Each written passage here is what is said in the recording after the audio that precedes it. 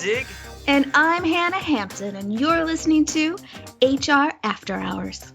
Well, hello and welcome to HR After Hours podcast, the only HR podcast to be directed to take a semester off and reconsider their academic priorities. Hannah, the Mrs. Wormer to my Eric Stratton, the Ernie to my Bert. How the hell are you today? I'm doing great. How about yourself? I am doing Oh, good. outstanding, ready for this weather to turn. Yeah. I don't know about your neck of the woods. Apparently, where I'm living right now, spring means a battle between freezing cold and 5 days of nonstop Yes. rain. Oh, that's how So, it's been I'm waiting here. It's for the been sun. gray. It's been too windy, and I've gotten to the point in my life where the weather has to be perfect for me to want to be outside. I don't know what it is, and it's just been too damn windy for me to enjoy outdoors. So I'm ready for some summer sunshine, some light summer breezes, and I'm ready for some cool days. I mean, it's really sad. I'm at that stage in my life. I'm checking the weather app just to figure out when I can mow Right? my Yep. lawn. I guess that says just how darn boring I'm getting in my old age. That's great. But I am so excited that we're finally I back together live know. again. Our schedules have Life just be been messing with our lifin', as the kids mojo. say. Life be lifin'. It's been crazy. You were kinda like Keith and Mick after they've done some solo Mhm. projects and they've gone on long Yes. vacations and taken sabbaticals, and it's like, "When are we gonna get the band together?" Right? Here Funny, and Mr. Hampton at one point thought that you had fired me because he's like, "I keep seeing Mick with somebody else on the podcast." And I'm like, "Babe, that's the bubbler. It's a different podcast. I am not fired." No. By all means, make sure Mr. Hampton knows that you are the queen bee, Yay. and I always get excited when we get to talk, especially when there's been a lapse. know. So this is great. Speaking of fun, great things, I know. I was like, termination. speaking of getting fired, it's like a perfect accidental segue. Yeah, I found a great article on HR Morning, which I know HR Dive is usually our topic finder for us, but there was an article. This was back in March, so it's been a minute since it was published, but it's one of those, unfortunately, part of HR's life. And the name of the article is "The Dreaded Termination Talk: Helping Managers Get It Right" by Tom D'Agostino, which I have to say, I love that last name because that was one of my favorite thin crust pizza places when I lived in Chicago, was D'Agostino. So shout out there to D'Agostino. There's a great article here on HR Morning about terminations, and I thought there were some really great points, and I want to share them in the call and discuss them. And I also have some additional, what I think are great tips for folks to take away, especially if you haven't terminated a lot of people. Maybe you're new to HR, to help you do it right, to help you do it in a way where you can protect your company from getting sued. So here we are. They had said no one likes to do it, right? This is one of those things I tell people. If you're working in HR and you have to terminate people, that's part of our job. But if it ever gets fun, it's time for you to move on and find different work, because this is people's lives, it's their livelihoods. It's never fun to let people go, but there are ways to do it to take away as much stress as possible and do it correctly. If you're one of those people that enjoys terminating, more than likely your true career calling is to run a dungeon as a mistress. There you because go. It takes a certain type of person to find any joy in being with someone at what could be a low point in their Yeah, and lives. and it's even when somebody, they should have seen it coming. I mean, maybe it's a clear lack of performance. Maybe it was just a egregious error that they made, or, whatever it might be. It's still never fun. It's still never easy. I've been terminating people for a couple of decades, and I still hate it and think it's the worst part of the job. But it is something that unfortunately becomes necessary at times. So making sure, if you do it right, that can remove some of the stress. I mean, it's always going to be stressful, but if you take the proper steps and prepare, then you'll be in good shape. And it's funny because sometimes you'll watch TV shows, somebody will just get fired. You're fired immediately. And that kind of cracks me up because I feel like as long as I've been in HR, it's never been immediate where it's like all of a sudden you're fired. Of course, HR gets involved. There's other managers involved. So I feel like that's something that is shown on TV and movies that just doesn't really happen, or shouldn't happen that way. So here are some of the goals. So here are some of the keys. So again, this is the article by Tom D'Agostino. First of all, it says prepare for the termination meeting. And that to me seems like a duh, but maybe for some people it's not a duh. So making sure that you are very prepared for the conversations, making sure you've got all the documentation for the employee. I mean, most of the time, termination should not be a complete shock to the employees, they say here, and I totally agree with that. People shouldn't be surprised. They should know that termination is a possible outcome of their situation. I tell that to managers all the time. If they are performance managing somebody, I'm like, you have to be very clear about that. If termination is a possibility, you need to tell them. If the performance does not improve, you can and might possibly be terminated. So, preparing for the meeting, having all of the relevant documentation. Now, one thing that they left out in this article, which I think is very important, is having conversations with HR and walking through scenarios, maybe even doing a little role playing, which I know sounds a little corny, but being prepared for any and all response reaction is really important so you know what direction to take. HR never wants to have to jump in and stop an argument or stop this or stop that. So I would say in your preparation, do a little bit of role playing, talk through potential scenarios. I ask, is there a chance that this person might get physical? Are they going to get angry? How do you think they'll respond? And that will help you prepare. Do you have any other thoughts about prepping for your termination meeting? My comment on it is, and I think this kind of goes without saying, imagine that Mick says something that doesn't need to be said. But when you mention having all that paperwork and everything together, I mean, that stuff should all be pretty handy. If you have gone through the right Mhm. processes and the steps is now at this point that they're getting terminated. I mean, that should be your hot list file, right? Mhm. You should have all that information. Shouldn't be something you're just now preparing for. This has been an ongoing preparation 2 Right. conversations ago. So that also goes with the lack of the person being blindsided. This person should know as well as you do that this is going to happen because they are why all this paperwork is Mhm. accumulated.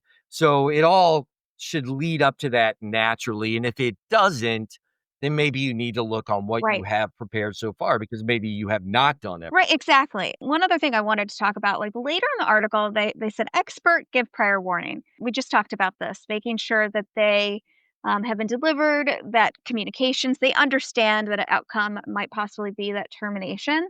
You should have that all in front of you because that will make the termination discussion easier. If somebody's blindsided, you'll have to take the time to go through all the reasons, which in my experts kind of experience is sometimes people feel like it can turn into a negotiation.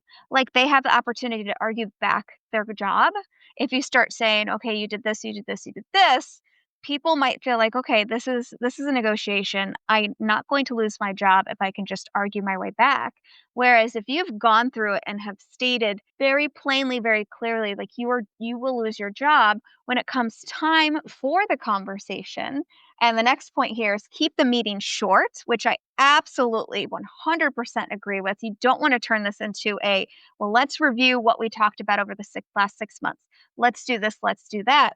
Don't turn it into an opportunity where people feel like they can fight for their job because it's the decision's made. And I tell people in that conversation, say the decision is final and go on to like here's how we move forward versus people thinking that they have this opportunity to come back.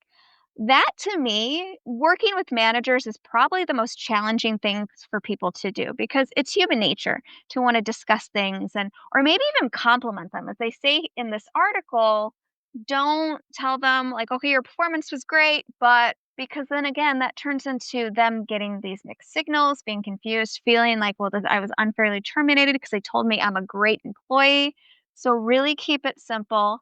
As you know, you have been on some written documentations. The last one I delivered to you was a final warning. You have not improved your performance. Therefore, we are terminating your employment effective immediately. Leave it at that and just continue to move forward in that process of going through all the exit details, if there's a severance agreement, when their last day is going to be, if it's immediate, how they can return any company property, keeping it focused on actions and facts versus let's turn this into negotiation. I couldn't agree Mhm. more with that. I joke, one of the reasons I'm more on the recruiting side is when I've been asked advice for things in HR, and my top answer to almost every question is do not use a single unnecessary word. Exactly. Less is more in HR. Why would you tell someone they've done a great job, but you have to let them go? And it's like people get It nervous and they just say things, and that's why I train them, like, don't just say things. Write out your bullet points of everything to say and do not deviate from those bullet points. and that is so applicable in so many different cases in HR. Have it written out, have your bullet points, stick to it. Don't let them pull you away from the script. Polite as possible, but if you have to say 10 times, we're not going to talk about that right now. This is what the next step is. And you're absolutely right. It's establishing that we're not here to negotiate your Mhm. future. Your future has been Right, foretold as far as in this stage in your right. career. You've gotta be professional, you've gotta be nice, but if Show you're some someone that part of your compassion, and personality that's part of yeah, this article is like, show compassion, give them time to vent, give them time to be emotional. I have been in that scenario where you just let them sit there and just be emotional, and it can feel awkward because there's silence, but sometimes people need to process things to move on to that next step. The whole goal is to keep it short so there's no confusion, there's no thought that this is gonna turn into a negotiation.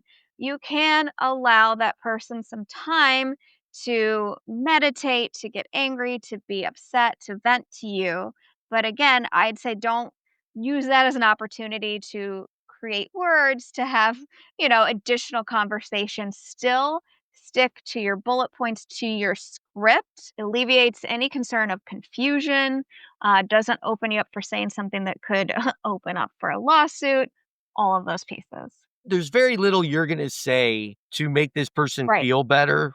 Just don't create a situation that is Mhm. worse. Just let the person talk in circles for 5 minutes if that's how they process, right? People process things differently. These aren't cues for you to Mhm. speak. These are times to listen, let them process, and then determine when it's appropriate to move on. Absolutely. And I do love in this article, they share some action steps for HR. There's 6 key points.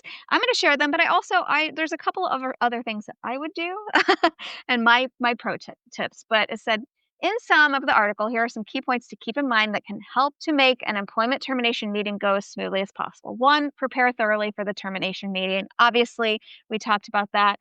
Being prepared with your script, with your documents, have, the termination, any severance agreements, have all that prepared. I also create a little like fact sheet where it's who to call with regards to benefits, explaining your PTO payout, it's explaining when your last date of employment is, when your insurance runs out. I have little fact sheets. So, because if you tell somebody that information in the meeting and they're upset because they're getting terminated, they're not going to remember that information. So, having it all on a piece of paper, 401k information, how to roll it over, all of those. The next step, have relevant documentation on hand. We just went over that. 3, keep the meeting short and get to the point quickly. We talked about the importance of that. We don't want to cause any confusion. We don't want them to believe that this is a negotiation or an argument. 4, be direct, empathetic, and respectful. We didn't talk too much about this, but I do think it's important that you use choice of words. And I tell people don't go to the emotional, don't make it seem like a personal attack. That's why it's so important to have those written documentations. You can say, as you know, your performance has been documented.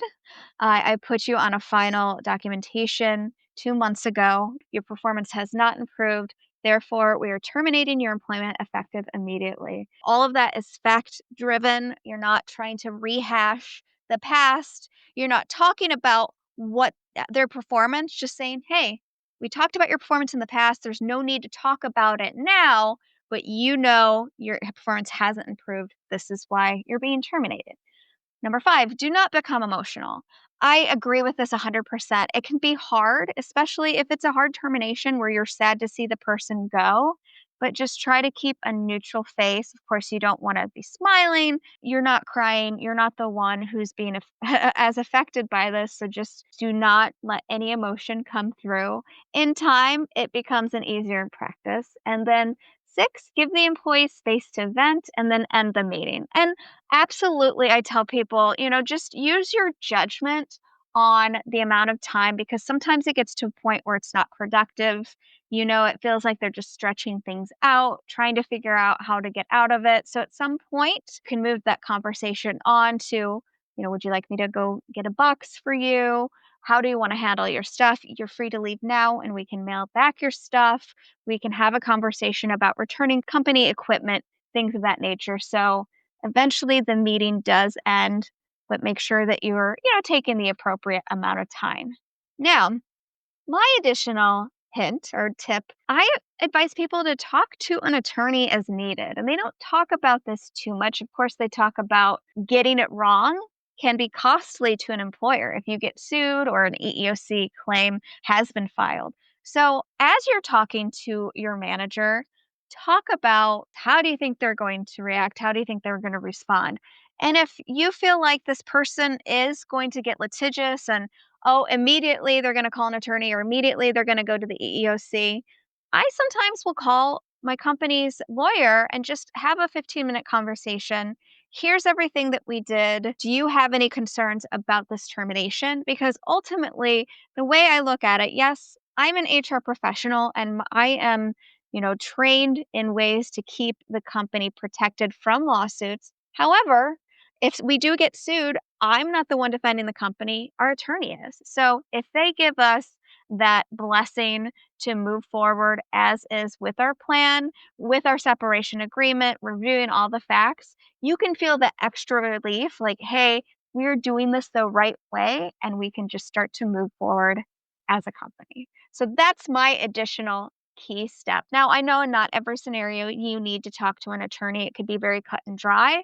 But I think about there might be scenarios where it is less cut and dry, or you're worried about various bits and bobs of the scenario. So just when in doubt, talk to your employment attorney. Yeah, I don't think your attorney's ever gonna get angry when you reach Mm-mm. out. Sometimes they'll sit Mm-hmm. in or they'll say, "Oh, wait a minute, there's something you don't know. We gotta tweak your plans a little bit," or "Let me follow up on something before you do this." So if it's any sort of protected class situation or this person has Mm-hmm. mentioned being litigious, whatever it is, you're not wasting the attorney's time, and the majority of the time they're going to appreciate you looping them Yeah. in. It's just a good, smart thing to do in this day and age for sure. A couple of the other things when you were talking about being direct and empathetic and respectful and looking at how different people may react, taking the time to really think about those things in advance may cause you to make some Yeah. adjustments. Like Yeah, we I said was gonna earlier. say I had a scenario where the conversation I had with the manager, this person had an anger issue. There was some fear with the manager, and I said, "Okay, let's talk about this. We can call the police and see if they can send somebody, to the location to be there." While we're escorting that person out of the building, if you are afraid of violence. And I know that sounds a little alarmist, but, when it comes to workplace violence, you have to take every threat seriously. And that is an important part of sussing all of this information out. If you felt like this person is going to fly off the handle, they're known for their temper, for potentially, getting emotional where you feel like you're fearing for your own safety, that is always the right thing to do. I always would tell managers, especially back in the day when I worked in a 24-hour facility, I'd say if you ever felt unsafe, call the police. That's what they're there for, and that will help this scenario. So, and I went to a workplace violence seminar many years ago, and I had mentioned to the facilitator that I advise people to call the police, and he said yes. He's like, preventing workplace violence is way better than having to deal with the aftermath. And I found that most of the time having someone else sit in on the Yes. termination is Oh, appropriate 100%. You always for want all you those reasons. always want I tell people, I'm like, "I'm HR. HR does not terminate people. The manager should be doing the terminating. HR is there, A, as the witness, B, as the second person, and then C, I'm going through all the termination details, talking about final pay, talking about PTO payout, talking about severance. It should never be a one-on-one thing. I feel like that to me is a big no-no. You as HR should be there. You as HR is not the terminating person. The manager delivers that news, and then you're sharing all of the termination details. And the more you prepare, you'll be able to determine exactly how to approach this in the most effective way. There are different things here. Like you said, people have personalities. Some people may be a little more outspoken, or you definitely ever feel threatened. You want to deal with that Mhm. appropriately.